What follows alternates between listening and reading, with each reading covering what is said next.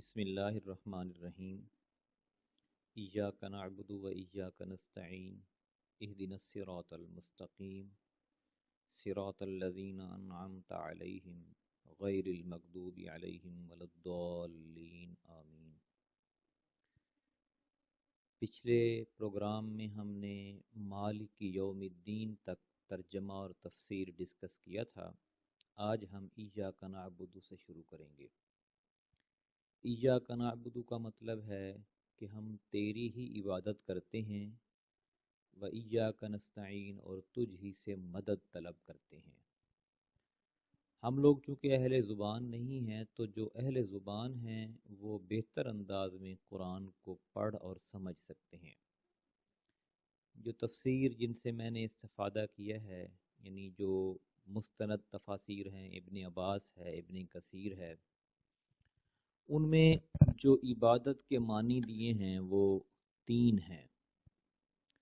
Number 1 مطلب اس سے یہ ہوتا ہے کہ پوجا اور پرستش، یعنی کھڑے ہو کر، سامنے جھک کر، کسی کو سامنے پا کر اس کی تعریفیں کرنا، یہ عبادت کے معنی میں آتا ہے۔ جیسے ہندو لوگ بتوں کے سامنے کرتے ہیں، یا باقی اپنے جنہوں نے خدا جو بنائے ہوئے ان کے سامنے کھڑے ہو کر وہ عبادت کرتے ہیں، تو اس کو پوجا اور پرستش کہتے ہیں۔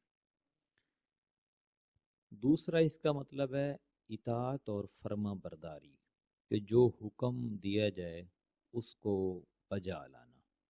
جو بھی آپ کی زندگی کے 24 گھنٹے 12 ماہ اور پوری زندگی میں جو آپ کو حکم دیا جاتا ہے وہ آپ اس کی فرما برداری اختیار کریں۔ اور تیسرا اس کا مطلب یہ ہے کہ بندگی اور غلامی، یعنی انسان جب کلمہ پڑھتا ہے لا الہ الا اللہ محمد رسول اللہ، تو اس کے بعد اس کی آزادی ختم ہو جاتی ہے۔ وہ نہ پھر اپنے نفس کا بندہ ہوتا ہے، نہ ہی کسی اور کا، بلکہ وہ بندگی اور غلامی کے لیے اپنے آپ کو ایک ہستی کے سپرد کر دیتا ہے، جس کی یہ کتاب ہے اور جس کا نام اللہ تعالیٰ ہے۔ ہم انہی تینوں معنوں میں اللہ کی عبادت کرتے ہیں، اور انہی تینوں معنوں میں ہی ہمارا یقین ہے کہ اس کے سوا کوئی عبادت کے لائق نہیں۔ نہ کسی کی پوجا اور پرستش کی جائے گی، نہ کسی کی اطاعت اور فرما برداری، اور نہ ہی ہم کسی کی غلامی میں ہیں۔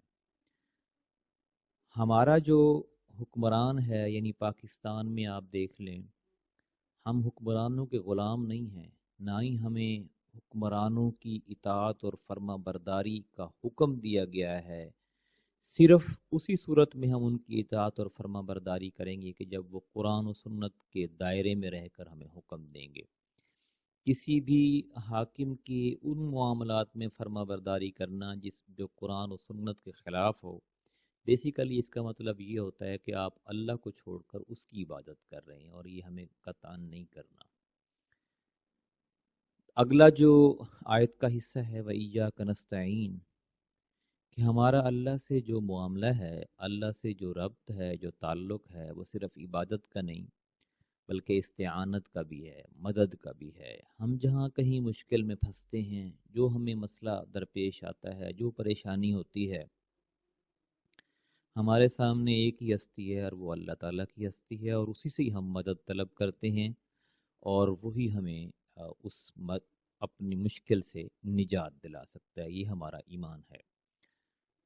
آگے زندگی کے ہر شعبے میں انسان کو جو مسائل، جو پریشانیاں آتی ہیں، ان میں صحیح رائے کون سی ہوتی ہے، سیدھا راستہ کون سا ہوتا ہے، صحیح گائیڈ کہاں سے ملتی ہے، تو وہ دعا اللہ نے انسان کو سکھائی ہے، مسلمان کو، کہ آپ میری عبادت اور مدد کے بعد یہ اس طریقے سے دعا کریں کہ اہدنا الصراط المستقیم، کہ مجھے سیدھا راستہ دکھا۔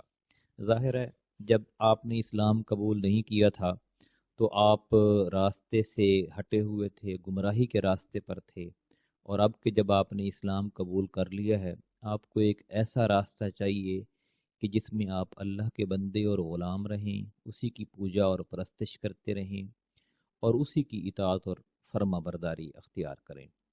یہ اللہ تعالیٰ سے دعا ہے کہ یہ جو چیزیں ہم نے ڈسکس کی ہیں ہمیں ان پر عمل کرنے کی توفیق عطا فرمائے۔ انشاءاللہ سورت کا بقیہ حصہ اور پوری سورت کا جو خلاصہ ہے وہ ہم انشاءاللہ کل کے پروگرام میں ڈسکس کریں گے۔ بہت شکریہ۔